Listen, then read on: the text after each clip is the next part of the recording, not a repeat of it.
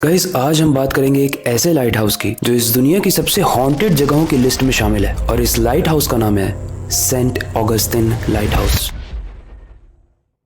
ये light house सिर्फ एक टावर नहीं है बल्कि अनसुनी चीखों का और अदृश्य सायों का घर है। कहा जाता है कि यहाँ का हर कोना, चाहे वो लाइट हाउस का टावर हो या उसके पीछे छुपा कीपर्स हाउस या फिर वहाँ के पास का सुनसान ग्राउंड, हर जगह अजीब घटनाओं का मैदान बन चुकी है। लोग कहते हैं कि यहाँ पर जाना सिर्फ एक हिम्मत का काम नहीं बल्कि अपने आप को एक खतरे में डालने के बराबर भी है। आज की स्टोरी एक रियल स्टोरी है, पर आखिर ये हॉन्टेड है क्यों? आखिर इस लाइट हाउस की दीवारों के पीछे ऐसी कौन सी कहानी छुपी है जिसकी वजह से कोई भी वहां पर नहीं जाता है? क्या वहां पर सच में ऐसी कोई शक्ति है जो लोगों को वहां पे जाने से रोकती है और उन्हें मार देती है, या फिर ये लोगों की मनगढ़ंत कहानी है? ये कहानी बहुत इंटरेस्टिंग होने वाली है, इसलिए इसे एंड तक जरूर देखना। लेकिन स्टार्ट करने से पहले, हेलो गाइज, मेरा नाम है अविनाश कुमार और आप देख रहे हैं हॉरर स्टोरीज।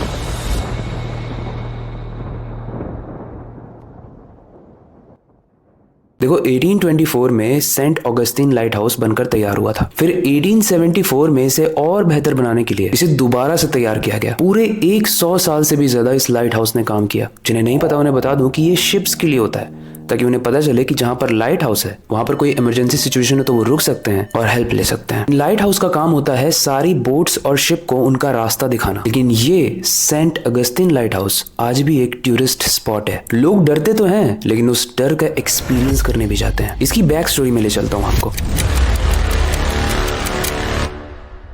ऐसा कहा जाता है कि 1950s में यहाँ कई लोगों ने अपनी जान खो दी। जैसे वहाँ का कीपर, जो लोग वहाँ पर काम करते हैं उन्हें कीपर कहा जाता है। और सबसे पहली मौत हुई थी जोसेफ एंड्रयू की उस लाइट हाउस टावर से गिरकर, जो खुद वहाँ का कीपर था। उसके बाद एक और लाइट हाउस कीपर आया, हैरी। वो भी एक रात अपनी ड्यूटी करते हुए मारे गए। पर कैसे, किसी को समझ नहीं आया। कई लोगों का कहना है कि उन्हें हार्ट अटैक आया था और कई लोग कहते हैं कि उनका एक्सीडेंट हुआ था। पर असलियत में वहाँ क्या हुआ था कोई नहीं जानता और उन दिनों कैमरे भी नहीं होते थे। लेकिन इन दोनों कीपर्स की मौत के बाद भी ये हादसे रुके नहीं। 1980s में वहाँ एक और बड़ा इंसिडेंट हुआ। विलियम हार्न, जो कि वहाँ का कीपर था, उनकी 2 बेटियां थी, एलिजा एंड मैरी। वो दोनों वहाँ अक्सर खेलने जाया करती थी। पर उस दिन वो गलती से खेलते खेलते उस लाइट हाउस की सीढ़ियों के पास चली गई। जब मैंने इस लाइट हाउस की रियल फुटेजेस को देखा तो वहाँ एक ऐसी फुटेज भी थी जहाँ पर ऊपर तक एकदम काला दिखता है और बहुत डरावना प्रतीत होता है, और उसी सीढ़ियों के पास वो हॉन्टेड माना जाता है।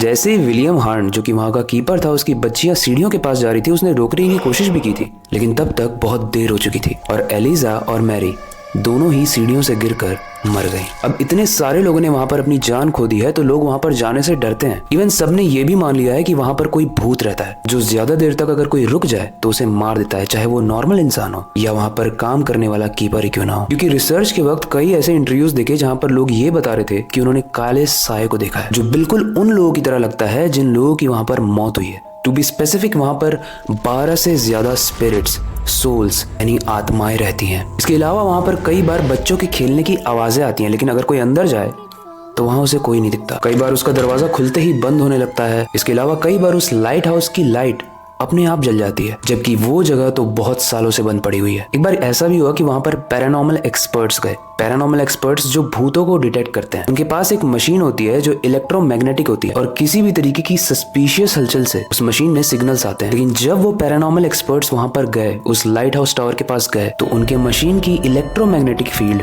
बढ़ गई, जो कि एक कॉमन साइन है किसी एक्स्ट्रा एंटिटी के प्रेजेंट होने का, यानी आत्माओं का। इसके अलावा कई बार वहां पर जाके इन्वेस्टिगेटर्स ने वॉइस रिकॉर्डिंग भी की। जब वॉइस रिकॉर्डिंग ऑन करते थे तो वहां से कई सारी आवाजें आती थी, लेकिन जब वो जाकर अपने सिस्टम में डाल के उसको सुनते थे तो वहां से वो आवाजें गायब हो जाती थी। इतना सब कुछ इन्वेस्टिगेशन करने के बाद और इतने सारे लोगों की मौत के बाद लोगों को इस चीज पर यकीन हो गया है कि वहां पर कुछ तो है और कुछ ऐसा है जिसे चैलेंज नहीं किया जा सकता। पर बोला जाता है ना कि जो चीज खतरनाक लगती है, जहां पर जाना मना होता है, वहीं पर लोगों को किक चाहिए होती है, लोगों को एक्साइटमेंट चाहिए होती है, लोगों को क्यूरियोसिटी होती है, और इसीलिए आज भी वो एक डरावना बट टूरिस्ट प्लेस है। अब इसके बातों में कितनी सच्चाई है वो एग्जैक्टली हम यहाँ बैठे बैठे तो नहीं बता सकते जब तक हम वहाँ चर्च में ना जाए। तो मेरा एक क्वेश्चन है कि आप इस चीज का इन्वेस्टिगेशन करने की वहाँ पर गोस्ट स्पिरिट्स हैं या नहीं, उस लाइट हाउस में जाना चाहोगे? एंड आपको क्या लगता है वहाँ की लाइट्स कैसे ऑन हो जाती है, वहाँ पर बच्चों की आवाजें क्यों आती हैं? इसका कोई आंसर नहीं मिला। अगर आपके पास है तो आप कमेंट सेक्शन में जरूर बताना। इस स्टोरी से रिलेटेड कोई भी फीडबैक हो वो भी आप कमेंट सेक्शन में बता सकते हो। बाकी वक्त आ चुका है इस स्टोरी को एंड करने का और नई स्टोरी पर काम करने का। लेकिन जाने से पहले मैं बस एक ही चीज़ कहना चाहूँगा, स्टोरीज डिफरेंट हो सकती है लेकिन एंड वाला पार्ट नहीं। तो अपनी क्यूरियोसिटी को डाई मत होने देना, नई चीज़ें सीखते रहना, अपने बेड के नीचे और खिड़की के बाहर ज़रूर देख लेना कहीं लाइट हाउस की लाइट तो नहीं दिख रही। मिलते हैं अगली वीडियो में।